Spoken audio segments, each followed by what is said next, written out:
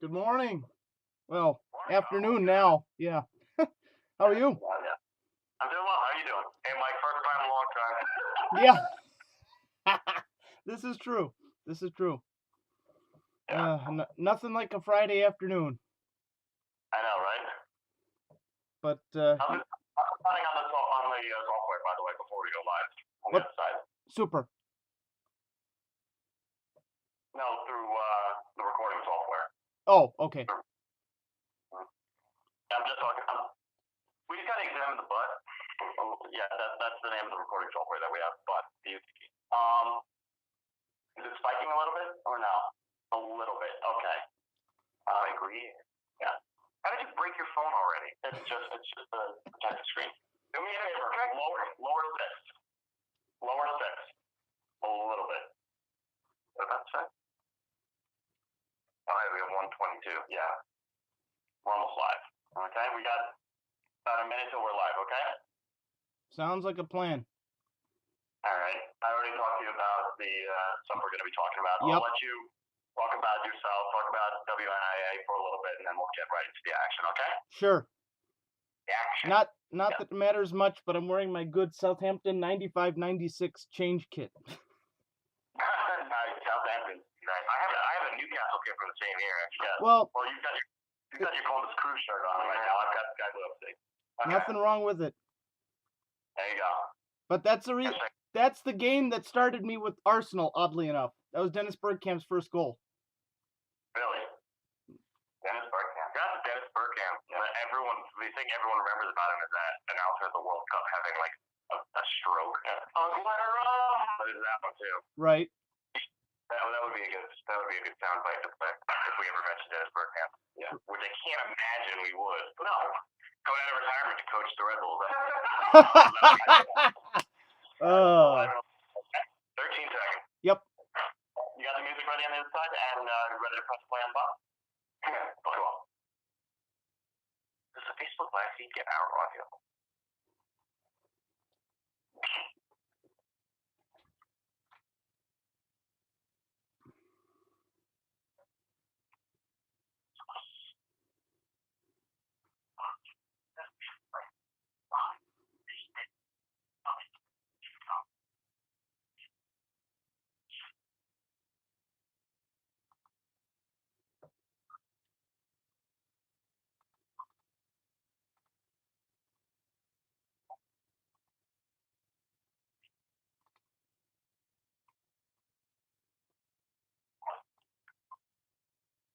From the studios of Nation Radio at Constant Hall on the campus of Farmingdale State College, welcome to the Designated Players, the only New York soccer show that does not count against the cap. Well, back here alongside Jeff Dover. Jeff, how are you doing today? Doing great. How are you, Phil? I'm doing well. We want to thank you guys for tuning in on TuneIn.com and the TuneIn app available for iOS and Android. If you don't have that yet and want to listen to the station on the go. We also want to thank you guys for tuning in on Facebook Live. It's our first Facebook Live stream for our show, and what a day to do that. Because we're kicking things off today by welcoming our special guest from WNIA Radio at Niagara University, Ricky Mazella. Ricky is Phil and Jeff from the Designated Players. Welcome to the show.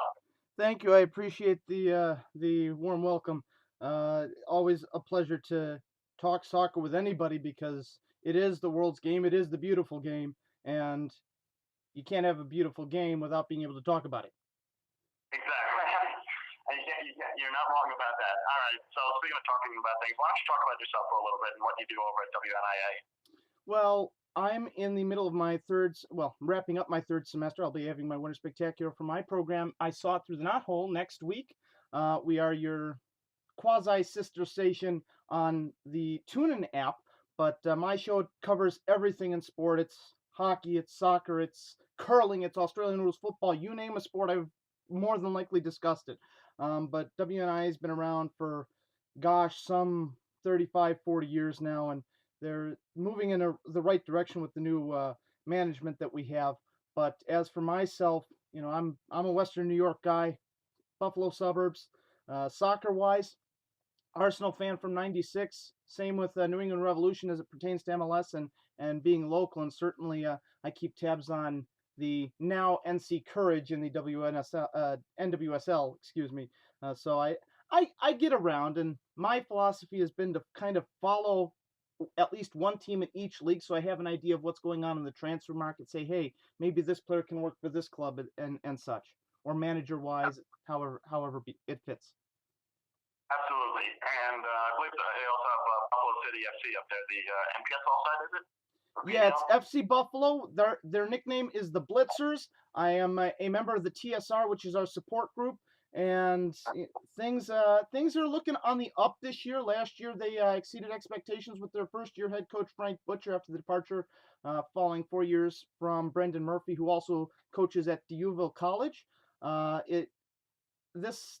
main goal this year probably to make the MPSL playoffs. All right, good for them, and I wish them the best of luck. We always like seeing lower division soccer succeed. Absolutely, and speaking of non-top tier soccer, as far as Division I collegiate athletics, I do want to extend my congratulations to the success of the women's soccer team at Farmingdale State. There, they caught my attention quite a bit throughout their season. Yes, Farmingdale State, Skyline Conference champions. Unfortunately, lost first round in a tough match, I believe, to was it Carnegie Mellon or Carnegie Mellon University? Something like that. Whatever. Skyline Conference is a weak conference anyway, so we knew they weren't going to go too far after that. But nonetheless, we still congratulate them on the conference title. Let's get over to MLS conference finals, by the way. Where do we start? Yeah, let's start in Seattle, because that was an absolute rout. What a series. Imagine, like, all right, guys, here's the plan. We're going to go down to 10 men both games. Then it's going to be fair, all right? That's what are they thinking? I mean, they were maybe they were harsh red cards. Maybe the second one, they were on the broadcast. They're like, that's not a red. He kind of slammed his head into the ground. How's that not violent conduct in a red? I'm not too upset about that call, but first of all, how can you get the home game first? You have to win that. At least you're going to 60. You're going on the road again in the biggest stadium in MLS. And you're going to have to deal with that for 90 minutes. You got to put up the numbers at home. Absolutely. And they did. They did the exact opposite. They went down 10 men and down 2-2. Yeah. And then second leg, they just get absolutely. They did the same thing again. Yeah. Have an absolute shambolic performance. Yes. Now, my question for you is, does this mean that Houston beating Portland on the previous round was an absolute fluke? I don't know about that, because I think Houston is a good team. They just didn't show up and weren't disciplined. Right. I wouldn't call it a fluke, because they did outplay Portland. They scored more goals, you know? Mm-hmm. And I don't think it was a fluke at that, you know. I wouldn't say that. That's fair, I guess. What are your thoughts, Ricky? Well, considering the lead up of the past season prior to this year, Houston is not. It's not like they weren't in the playoff picture the past couple of years. You know, this is a decent side we're talking about here. But now the other thing to consider is look at where Portland came from to get back into the playoffs after winning MLS Cup, fluking out completely, and then getting back in. I do realize that they still have most of that club intact, but you want to think that with Portland's case, something happened in the this past off season to indicate, hey, you know, we're better than this, and to get a fire sparked under them to get towards the top of the West. You know, of the two Western Conference opening rounds, you would have figured that Houston would have had a better chance to beat Portland than San Jose did against Seattle. So it just the whole but the whole thing to me revolves around with Portland, the leave of a certain coaching position that, to my knowledge, is still vacant in Caleb Porter, and that something there indicates that was already going to happen regardless of whether they'd won that particular game. Right. So now, I don't think anyone knows where he's going at this moment. I haven't heard anything. I haven't heard anything. I think there were rumors regarding a possible expansion size, maybe FC Cincinnati. But other than that, there's been nothing concrete about that, and it's mind-boggling because Caleb Porter, in my opinion, is one of the better coaches in Major League Soccer. Indubitably. So, all right. So we'll move on from that to TFC and Columbus Crew. Columbus Crew put up a very, very good fight at home, which, by the way, we'll get to that in a moment. Never forget. I think Columbus didn't get the result they deserved from that. Right. Especially at the home game, Toronto was definitely lucky to leave with a draw. Right. Well, for two reasons. One, they were without Jovenko and Josie Altidore because of their suspensions in relation to the Red Bull series. But on top of that, Columbus played very well defensively and even conceding only one in Toronto. Unfortunately, they couldn't score, but other than that, the important part of soccer, score goals, clearly. But other than that, Columbus played Toronto very tough, and with that, I question whether or not Toronto is actually going to be able to win MLS Cup this weekend because of that. Because Toronto did not play well at home against Red Bulls. Toronto did not play well at home against Columbus Crew. Why would it be the same thing? It's been good enough in the last couple of series and playoffs. It hasn't been good. Right. And I think that you need to do better if you're going to beat a team like Seattle. Mm-hmm. And I think it's definitely not out of the picture or not unlikely that Seattle repeats. Yeah. Which, I mean, good for them, but at the same time, this is two finals you're hosting against the same opponent. You'd like to actually win MLS Cup at this point, no? Especially coming off a historic season winning the Supporters Shield, 69 points in the regular season, and with that, just going into the playoffs and laying eggs and somehow surviving. So, and it's kind of like all right, that was good enough. It kind of seems like, I don't want to say it was their attitude, but it's definitely the result. Right. And it has to be better. I think that Toronto put up a heck of a good fight in the cup last year, and I don't know if they'll be able to even do that if they continue this, because Seattle is going to absolutely come in with all guns blazing, firing on all cylinders. And I don't know if Toronto's ready for that because they haven't had to be in the past for their past two oppositions. Right. Ricky, what are your thoughts? I know you live in the Toronto suburbs over there. To a degree, that is actually very true. And to some degrees, we have our own Canadian suburbs in Fort Erie. But here's my consideration. If we're going back to just before the second leg, that draw for Columbus, I think, is a better result for them than it is worse for Toronto, because all Columbus needed to do was get a draw with a score line. It needed to be at least 1-1, and they'd get on away goals, which would be fantastic. And certainly with the Save the Crew, everything going on, that couldn't hurt. But you look at Toronto's form, not just during this, but they edged out Red Bull at Red Bull Arena, and then they lost and still made it because of away goals, and then they drew at Columbus. So it's not like they've been performing terribly well, not just this during the conference finals, but throughout the conference semis as well. So given that, and given what Seattle have done, not how they've done it, but the way they've gone about it, that would indicate to me that this is Seattle's cup to lose. A, because they're in form, and B, they've already won it, albeit in kicks and courtesy of a great save from Stefan Fry, which otherwise they probably wouldn't have won, or something to that equivalent. But I would be inclined to think that if Seattle doesn't come away with the cup this year, I mean, nothing's going to happen as far as drastic changes. Oh, we got to fire Brian Schmetzer. Oh, we got to do this. We got to do that. But it's going to be a lack of a season because they didn't win it, given the circumstances. Right. And not only that, but Seattle also started the regular season in probably like mid-table form, if I'm not mistaken, right? They came in like the last couple of months to eventually come out of the West. Right. I mean, that gives you that momentum. Exactly. Which they carry through the playoffs. Right. So All right. Real quick, speaking of playoffs, let's talk about how the format of the playoffs is structured right now. Because honestly, the casual MLS fan, I should say, is probably surprised that MLS playoffs are still going on because of the international break and how long and drawn out these playoffs are. Mm-hmm. And honestly, it's frustrating. I mean, I did see that they were looking to change the format next year. Thank goodness. Right. Absolutely. But I think the issue is the MLS season is like the mirror opposite of the seasons around the world.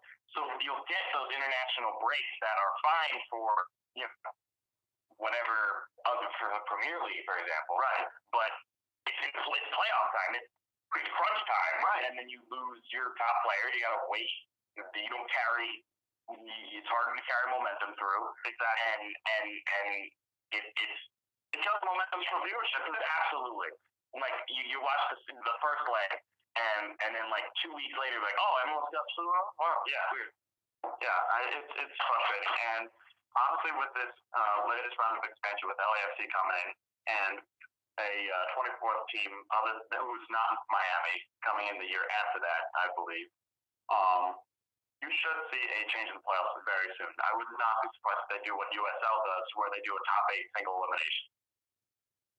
I don't know about single elimination, but I definitely see them trying to shorten it. Yeah, I mean, it's a lot more exciting, single elimination. At the same time, it's a lot less predictable, if you will. Right. Which honestly explains how Red Bull 2 got all the way to the conference final. The problem is soccer is one of the biggest sports for home field advantage. Yeah. So to make it not two-legged, you make it really, really hard for the visiting team. Right. Especially in a league like MLS where it's very hard to win on the road to begin with. Right. So I don't know if they are willing to do that. But it would shorten things. Shorten things, yeah. It should be done by November, honestly. Mm-hmm. Because guess what? It's going to be snowing in Toronto, which for MLS is pretty cool. It's awesome to look at. It's awesome, but again, that's another argument against the winter schedule. Right. So, I mean, if you're going to be playing a cup final in snow, why? That's a good point. So.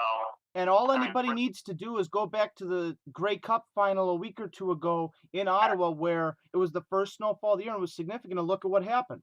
So, I mean, but I think the thing with having these two legs over those 2 rounds of the playoffs, something to me feels like this was the MLS's way of appeasing the soccer fans who wanted to see a more traditional tournament format, kind of like with the Champions League in certain aspects. So it's interesting. I mean, that goes also along the narrative of, well, let's add relegation and promotion, perhaps. Let's do all these other things that everybody else is doing in the absence of going from a more traditional early mid-August to mid-May schedule.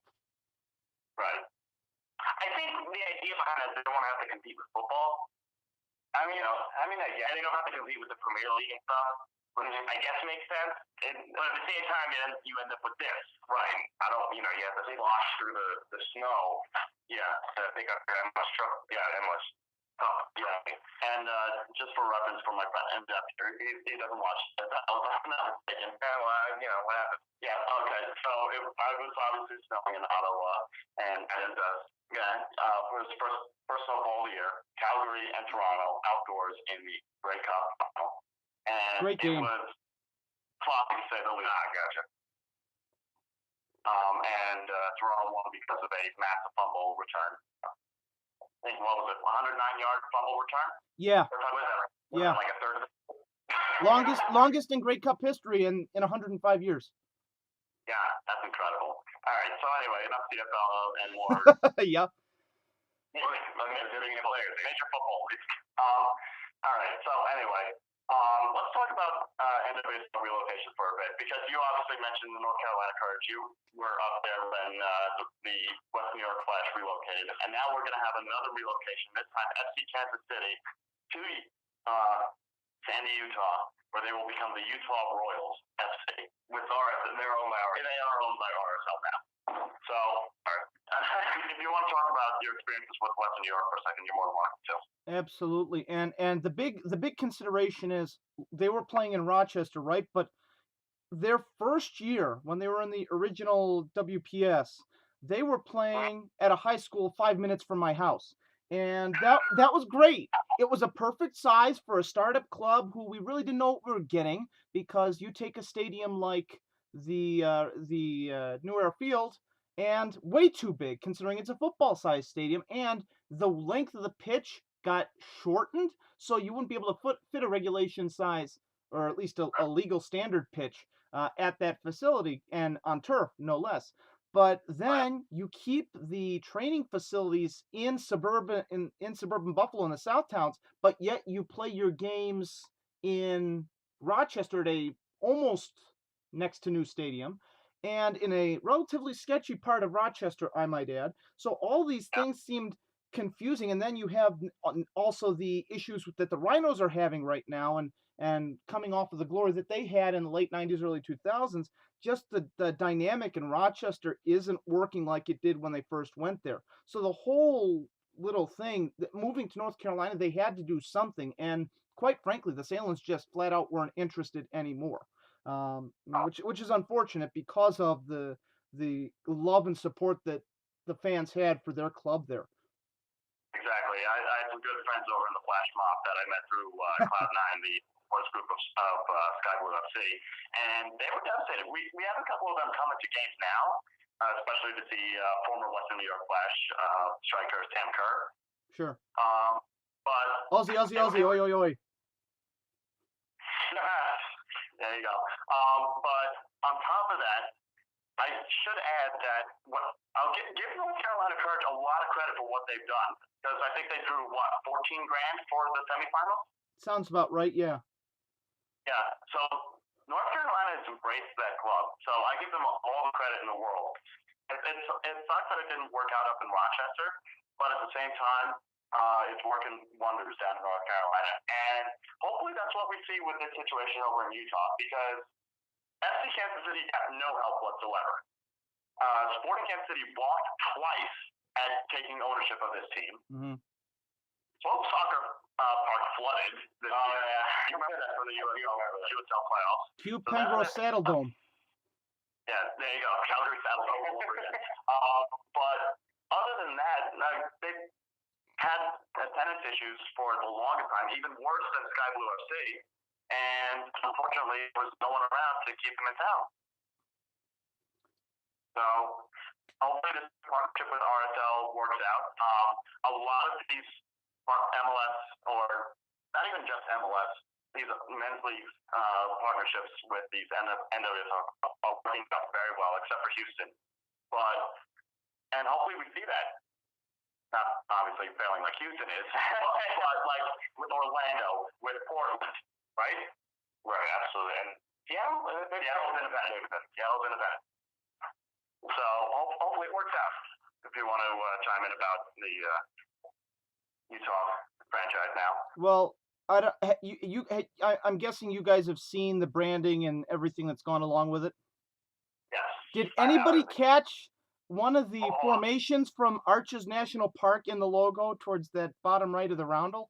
Brilliant. You were right. Go ahead. Bring it up. Yeah, I have it pulled up right here. That's a good picture. Like the rocks? Yeah. Oh, yeah. The line right there. Very cool. That's Brilliant. Cool. I love it. It's got the RSL crown. You see the soccer balls that you see in the RSL logo. I like how it's Real Salt Lake and it's a Royals. I think that works out. Yeah, usually. Yeah. And like how Orlando Pride, right, the Lions. Yeah. I think they're trying to make that a more concerted effort, but good on them. But I gotta say, considering that this was first hinted about in March, at least to my knowledge, look at what happened in the timeline of events. You have Laura Harvey, who resigned as head coach and general manager. Do you think that she somehow was on the in enough to know, okay, we're going to Utah, so that's a chance to get a new fresh start, maybe do something with whatever's coming over, not knowing exactly if they're getting the FC Kansas City players and Vlatko Andonovski. And believe me, as a Macedonian American, Vlatko Andonovski has a fantastic resume, only behind Sasha Tsirovsky of the University of Maryland, but that's a whole other case with me. But I honestly think that something somewhere you had to think that Laura Harvey, when she left Seattle, as good as Seattle are, and both Harvey and Andonovski probably being the two best coaches in this history of this young league, to be able to have another start and add another team to her resume of starting something from the ground up and getting them a championship, prospectively. Yeah, I mean, it's definitely a thought because obviously, you mentioned Laura Harvey is one of the best coaches in NWSL right now. And on top of that, I think also there's a chance that the league may have forced their hand a little bit. I mean, because they knew that RSL wanted a team. Right. There's no question about it. RSL wanted a team from the get-go. And now that they have this relocation here, the moment that was confirmed, I think they talked to Laura Harvey about it and wanted her over there to make sure this team was successful from day one.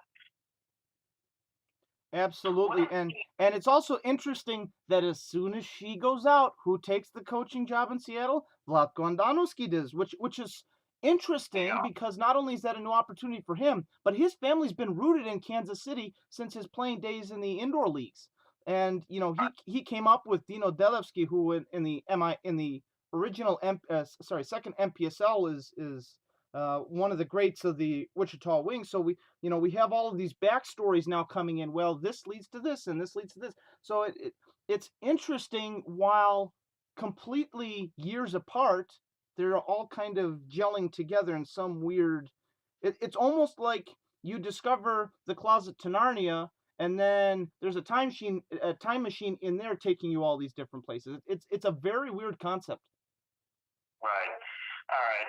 One thing that I didn't mention in our pre-show plans, during our 2-week absence, obviously we had Thanksgiving last week, and I had a personal matter to attend to last week, I should say, Thanksgiving 2 weeks ago, was Sky Blue FC hiring a new coach, Denise Reddy. Actually, we haven't had a chance to talk about it. Yeah, we haven't had a chance to talk about Denise Reddy, the former assistant coach over at Washington Spirit, who is, by the way, being replaced by U.S. Women's National Team legend Brianna Scurry. That's cool. Bryce Scurry. Wonderful. So, obviously, this brings a major sense of stability with the Sky Blue FC organization, because ever since Christy Holly was fired, it's been a committee of 4 coaches. Right.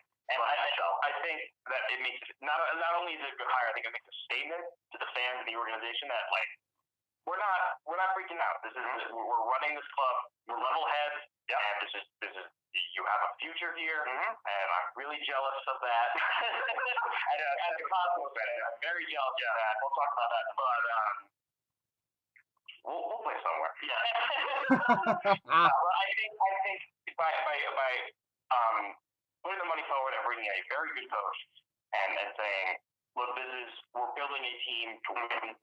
And that's one of the very important pieces. I think they have a team to succeed, right? And I think they're really going to do well next year. Absolutely, because here's the thing: you already have proven forwards, you have a proven midfielder in Mikel Rodriguez, you've got obviously Kelly O'Hara, who's a national team standout, and you also have a backline that's already got that year of experience under their belt. They're still young, but they're that much more experienced. Same thing with Kaylin Sheridan in goal.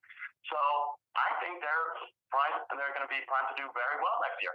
And now that they've got the stability in the coaching, they don't have the drama with Christy Pierce. I love her to death, and I actually met her and got to wear her Olympic and World Cup medals. You stole them. No, I did not. I did not steal them. But I did get the opportunity to that. But now that drama's gone, the Christy Holly nonsense is gone, Tasha Kai's gone, and now you've got this going here. He's got a very bright future. The one thing, though, that does annoy me is this club's obsession with Rutgers. Because it's a little weird. But here's the thing. The last 3 of their most recent player acquisitions, I believe, are from Rutgers. Their head coach is from Rutgers. And obviously playing at Rutgers. Like, there's still questions of whether or not this is a marketing move as well. But at the same time, I mean, it might be. It might be. But at the same time, hopefully Denise Reddy is good enough. Hopefully she's ready. I was thinking about making that pun, but I decided against it. And then, of course, you're no fun. You're no fun, man. So, you want to? What are your thoughts on that? Ricky? Oh, You still happy? yeah, no, I'm still there. I'm just trying to divest because it's interesting to me, and we've seen this not just in NWSL, but we've seen it in the other smaller leagues like Major League Lacrosse, and how many teams have moved so many times, and yet it's interesting to have this situation where there's actually stability. So, and you know, I could see maybe if at some point in time they want to break away from that, that they decide, oh well, let's go to Red Bull Arena just because maybe we can develop some sort of relationship if it's not strengthened enough with Red Bull. So yeah, isn't it? Yeah, I can already tell you right now they tried a relationship with Red Bull Arena and that did not work. Exactly. Exactly. Red Bull wants to work with the team and rebrand them. Right. And they didn't want that. And the Pink Bulls, obviously. Well, that was the thing that I was thinking, is that it's not like they don't have anything to lose, because they would in terms of the rebranding bit. So now that it doesn't help any, because you're on the other side of the county. So and you know, nothing for or against Middlesex County. It's just that, you know, they're that far removed from some of the other goings on of business within the New York soccer market. So it's an interesting delegation to be in. But you know, I just because it would promote the strength of the league, I would hope that, you know, this stability doesn't get too comfortable, because we've also seen when you get too comfortable with your surroundings, whether it's where your training grounds are and stadium are, your roster, and having folks for an extended period of time, even if they're somewhat successful and maybe not necessarily of the caliber you'd like to have the team at some point. It's just, I hope that they're comfortable, but not too comfortable. Right, gotcha. The one thing though is that I have spoken with people. I can confirm that the ownership is 100% committed with staying in New Jersey, and it kind of helps that Sky Blue FC. One of the owners of Sky Blue FC is newly elected Governor Bill Murphy. Oh yeah, yeah. So obviously that'll help. They're officially the first team of New Jersey. But yeah, no, they're committed to staying in New Jersey. And Rutgers is not going to be a long-term option, though. I can confirm that. Oh yeah, you look at the facilities; it's not. It can't be. Yeah, this is where we play. Right. You know, this is where we play. Yeah, and you want to move somewhere that you can make a build an identity in, and that has facilities that are up to snuff, and that's not really Rutgers. Right. Okay. Let's move on real quick. The USSF presidency. Oh dear. Yeah. A lot of that has exploded in the 2 weeks that we've been gone. First things first. Ricky, are you in favor of Eric Withalda? To be honest, I'm still out with the jury. There are a lot of things. I like a lot of his platforms. I don't agree with everything, but I mean, it helps that Sunil isn't back. When he was with the Revolution, and me being a Revolution fan, I despised him going, because to me it was like, not to bring a political side, but before Elliot Spitzer left his attorney general position to become the governor, he did fantastic at that. But then, of course, we know what happened. I'm not going to go over it, but it's the same thing with Sunil Gulati, as far as I'm concerned. At some point, everything that has happened was going to catch up with him. And so now, I mean, we have a large field. So just when you think you're settled on a candidate, somebody new enters the ring. And we just saw that Hope Solo in the past 24, 48 hours. So we have all these bits and pieces that when we think that's going to be the last one, another one comes into the fold. Right. And as the great DJ Khaled once said, another one.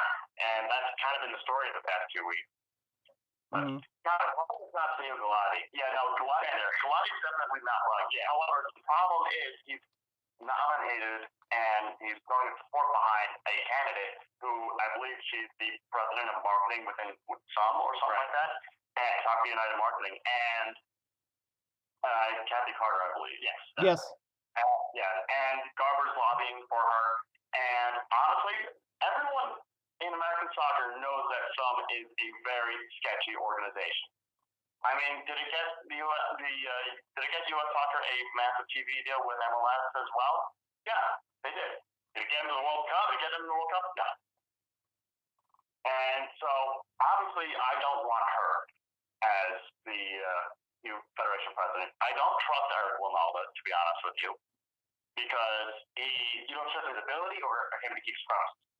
Both. Okay? Because remember, Eric Winalda was the guy who coached the Atlanta Silverbacks for half the season over Skype. Oh, yeah. That was that guy. Yep. That was that guy. I mean, I wish I was joking, but I'm not. I know. It's sad. Yeah. They're coming to games and practices and stuff for half a season. And clearly that worked out fantastic. Yeah, they exist. So, And earlier this morning, Alexi Lalas challenged all of the candidates regarding engaging the Latino community because of losing out potentially on talent. And so he asked them if they agree with that and what steps they're going to take to address it. And even before we knew that there was going to be a vacancy, or even before the elections were really coming into question, Alexei was the first one to get on everybody's horse. Then it was Taylor Twellman's epicness, right? And now we have this. So and the fact that the both of them, more so Lallis, are being that passionate about making sure that we have the right person in there, you can't avoid that. No, you can't at all. And we've seen a lot of that so far because, I mean, Ronaldo has answered a lot of his questions, but there are some crucial questions that a lot of candidates, including Ronaldo, have not answered, right?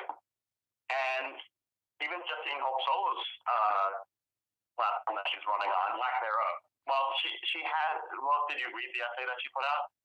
I've read the bullet point. Yeah, so she's basically going all on that. And the other thing that worries me is how gung-ho half these candidates are on instituting promotion relegation. Because here's the thing. I've said this numerous times on this show. Okay. I've said numerous times on this show that promotion and relegation have not worked at the moment because the lower divisions are not strong enough. And your Cosmos are one of the biggest reasons for that. Okay? And until the lower leagues are strong enough to survive on their own, there's not. You're telling me that between the USL, NPSL, and NASL, that you couldn't put 20 teams together that are stable?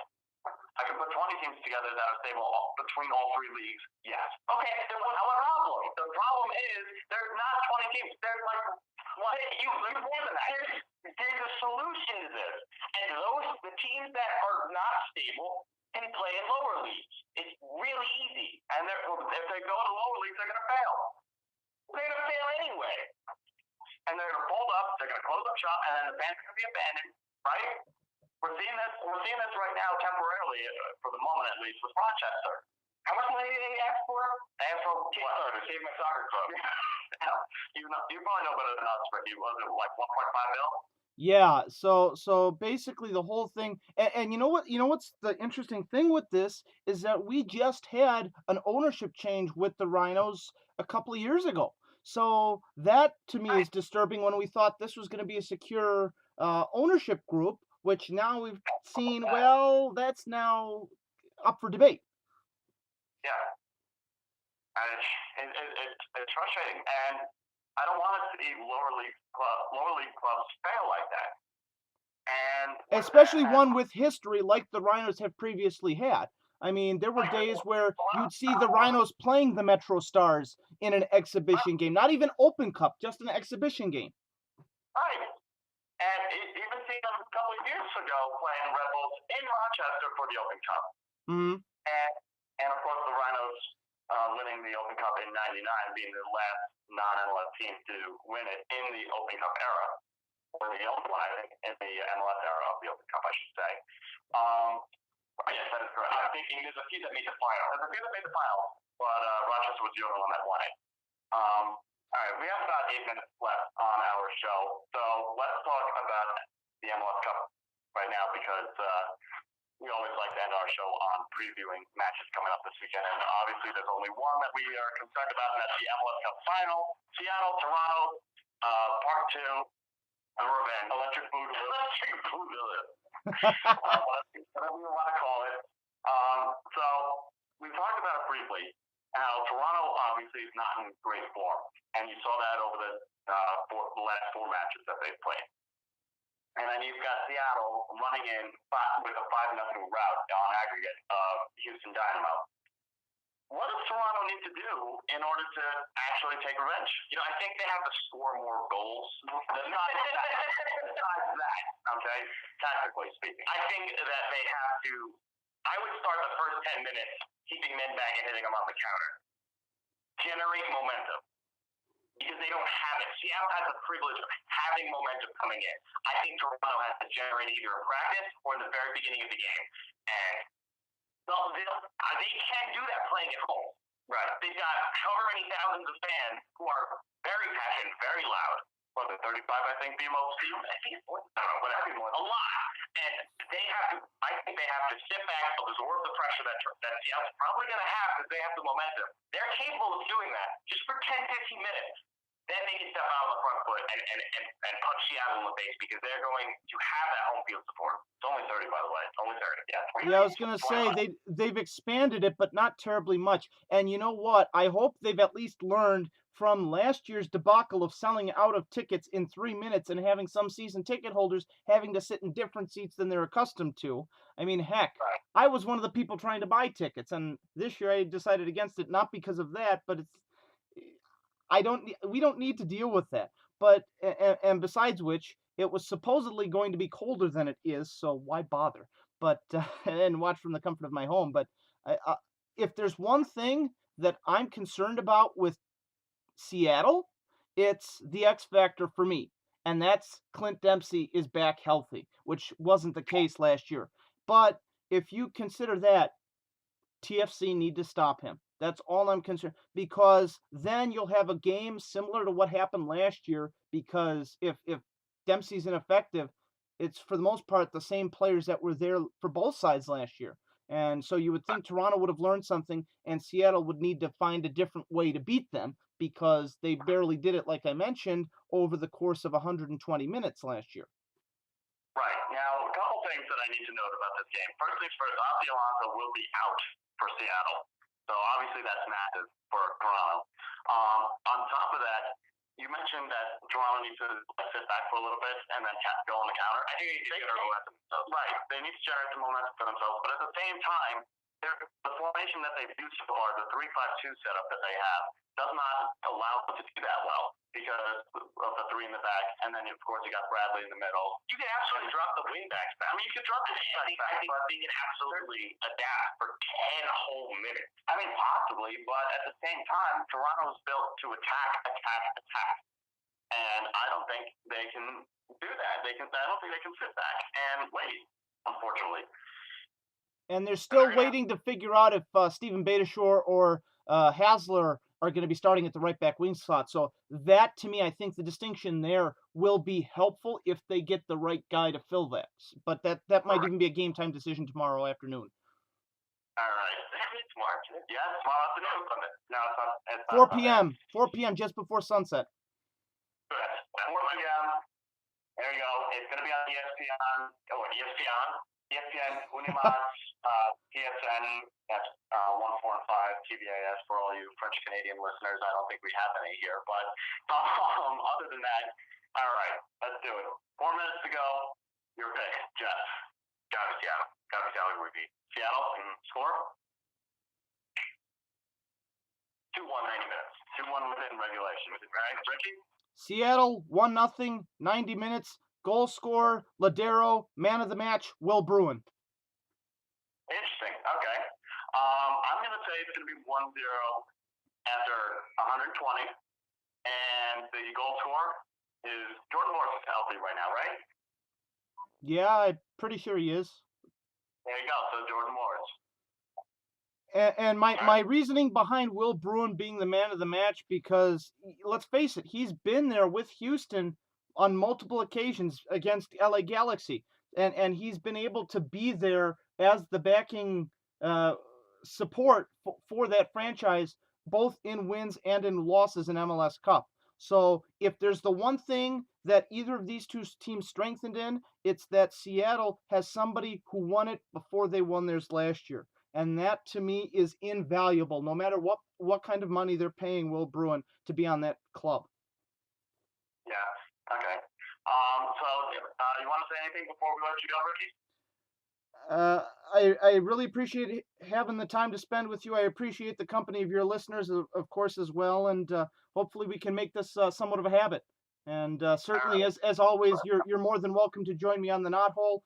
Usually 5 to 7. Well, this semester 5 to 7 on Wednesdays. This coming week it'll be 4 to 7 for my my 8th annual Winter Spectacular. Always fun. Yes. Okay. And with that, I just want to thank you for calling us in, and we'll see you sometime soon. Okay. I look forward to it. Thanks. Take care, guys. All right. Take care. All right, a couple minutes left. Let's run through a couple quick promos for the station. First things first, 2 o'clock, they're on the other side of the glass right now. Hippie Chicken Metalhead. They've got a nice emo Christmas theme from what I think. Yeah, she just dabbed on me there. I love it. Yeah, fantastic. So tune into that at 2 p.m. Also, with the semester coming to a close, there are a lot of shows that are also coming to a close for the semester as well. Ours is not one of them yet.